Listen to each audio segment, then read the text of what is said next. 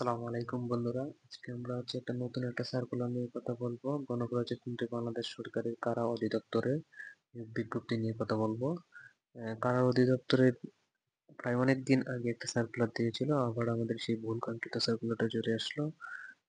আপনারা দেখতে পাচ্ছেন যে কারা অধিদপ্তর, উমেশ রোড, বক্সিবাজার, ঢাকা 1211। আচ্ছা, এটা আপনার দুই ক্যাটাগরি পদ থাকবে। তো সেই ক্ষেত্রে পুরুষ কারারক্ষী এবং মহিলা কারারক্ষী।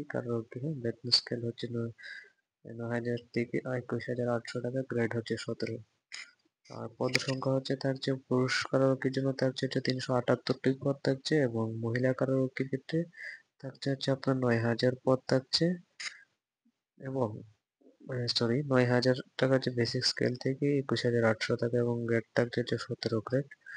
127টি পদ থাকবে। শিক্ষাগত যোগ্যতার ক্ষেত্রে উভয়ের ক্ষেত্রেই কোনো স্বীকৃত বোর্ড হতে মাধ্যমিক স্কুল সার্টিফিকেট অর্থাৎ এসএসসি পাস হলেই হয়ে যাবে, হ্যাঁ।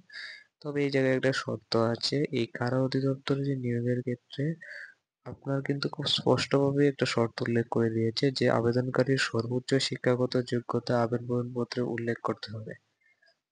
মানে কোনো প্রার্থী, সে পুরুষ বা মহিলা, তার যে সর্বোচ্চ যেটা পড়াশোনা করেছে সেটা সম্পূর্ণভাবে উল্লেখ করতে হবে। কারণ পরবর্তীতে এই জায়গায় কিছু কন্ডিশন দিয়ে দিয়েছে। আমরা যদি কন্ডিশন গুলো একটু দেখে নেই, মানে মেন গুরুত্বপূর্ণ বিষয়গুলোই আমি ভিডিওতে তুলে ধরছি আর কি। দেখুন, বলা যাচ্ছে যে আবেদনকারীকে সর্বোচ্চ শিক্ষাগত যোগ্যতা আবেদনপত্রে উল্লেখ করতে হবে। অর্জিত শিক্ষাগত যোগ্যতা গোপন রেখে পরবর্তীতে এর ভিত্তিতে পদোন্নতি বা অন্য কোনো প্রকার সুবিধা দাবি করলে তা গ্রহণযোগ্য হবে না।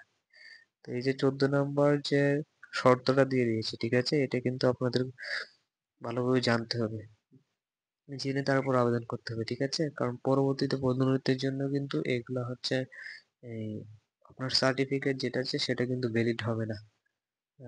নিয়োগপ্রাপ্ত কি আবার পরবর্তী 15 নম্বর যে শর্ত রয়েছে, নিয়োগপ্রাপ্ত চূড়ান্ত স্বাস্থ্য পরীক্ষা অযোগ্য ঘোষিত হলে, মানে ডোপ টেস্ট করা হবে, ব্লাড টেস্ট, ডোপ টেস্ট, যাবতীয় অন্যান্য যে যত টেস্ট গুলো আছে সেগুলো যদি রিপোর্টে যদি সন্তোষজনক না হয়, তাহলে আপনার নিয়োগটি বাতিল বলে গণ্য হবে, ঠিক আছে। আচ্ছা, প্রার্থীদের সকল পরীক্ষার ক্ষেত্রে যথাযথভাবে স্বাস্থ্যবিধি মেনে চলতে হবে। আচ্ছা, দেখুন, এটা মাত্র 50 টাকা ফিতে আপনি আবেদনটা করতে পারবেন। আবেদনের সময়সীমা থাকবে 17ই ফেব্রুয়ারি 2025 থেকে সকাল 10টা থেকে শুরু হবে, এবং 16ই মার্চ 16 তারিখ মার্চের বিকাল 5টায় এটা শেষ হবে, ঠিক আছে। তো আবেদনটা কি, শিক্ষাগত যোগ্যতা মাত্র এসএসসি পাস হলেই হবে। এবং দেখুন, আপনার পুরুষদের ক্ষেত্রে উচ্চতা 1.67 মিটার, মানে আপনার 5 ফুট 6 ইঞ্চি, হ্যাঁ, সর্বনিম্ন। বুকের মাপ 81.28 সেন্টিমিটার। পুরুষের ওজন থাকতে হবে সর্বনিম্ন 52 কেজি, এবং বৈবাহিক অবস্থা অবশ্যই অবিবাহিত হতে হবে। এবং মহিলা কারারক্ষীর ক্ষেত্রে আপনার মাধ্যমিক school certificate similar SSC pass. শারীরিক যোগ্যতার ক্ষেত্রে আপনার থাকতে হবে 1.57 মিটার, মানে 5 ফিট 2 ইঞ্চি থাকতে হবে। এবং ওজন থাকতে মহিলাদের ওজন থাকতে হবে সর্বনিম্ন 45 কেজি, এবং বুকের মাপ থাকতে হবে 76.81 সেন্টিমিটার।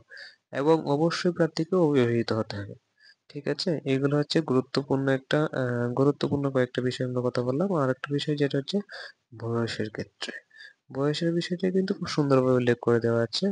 দ্বিতীয় শর্তে আমাদেরকে উল্লেখ করে দেওয়া হয়েছে যে প্রার্থীর বয়স 16/3/2025 তারিখে 18 থেকে 21 বছরের মধ্যে হতে হবে। বয়সের ক্ষেত্রে কোনো এফিডেভিট গ্রহণযোগ্য নয়। এফিডেভিট মূলত যে আপনার বয়স কম বেশি বিষয়টা, সেটা সরকারি কোনো চাকরির ক্ষেত্রে সেটা গ্রহণযোগ্য হয় না। তো এই যে এই বিষয়গুলোই আপনার ম্যান্ডেটরি বিষয় যেগুলো আমি বললাম। তো আপনার পোস্ট সংখ্যা পুরুষ কারারক্ষী 378 এবং মহিলা কারারক্ষী 127। তো সেই ক্ষেত্রে আবেদনটা শুরু হবে 17 তারিখ, ফেব্রুয়ারির 17 তারিখে আবেদনটা শুরু হবে, এবং মার্চের 16 তারিখ দিয়ে আবেদনটা শেষ হবে। টোটাল 1 মাস সময় পাচ্ছেন। তো যারা এই কারা অধিদপ্তরে এই নিয়োগ বিজ্ঞপ্তিটা এলিজিবল, যারা যোগ্য মনে করেন, তো সেই ক্ষেত্রে আপনারা আবেদন করতে পারেন। আর যে শর্তগুলো বলে দিয়েছি, এর বাইরে বেশি কোনো শর্ত নেই। আর অ্যাপ্লিকেশন যেটা আপনার খুবই কম। অ্যাপ্লিকেশন ফিটা সেটা আপনার মাত্র 50 টাকা, এবং 6 টাকা ডেলি টক চার্জ। টোটাল 56 টাকায় আপনি আবেদনটা করতে পারবেন, সম্পন্ন করতে পারবেন। তবে কথা এটা সবাই পারবে না। যাদের 18 থেকে 21-এর মধ্যে বয়স তারাই আবেদন করতে পারবেন। ধন্যবাদ সবাইকে। এরকম সুন্দরভাবে অ্যানালাইসিস ভিডিও পেতে যেকোনো চাকরি নিয়োগ বিজ্ঞপ্তি সম্পর্কে জানতে, বিস্তারিত জানতে আমাদের চ্যানেলটি সাবস্ক্রাইব করে সাথে থাকবেন এবং ফেসবুক পেজটি ফলো করে দিন। ধন্যবাদ।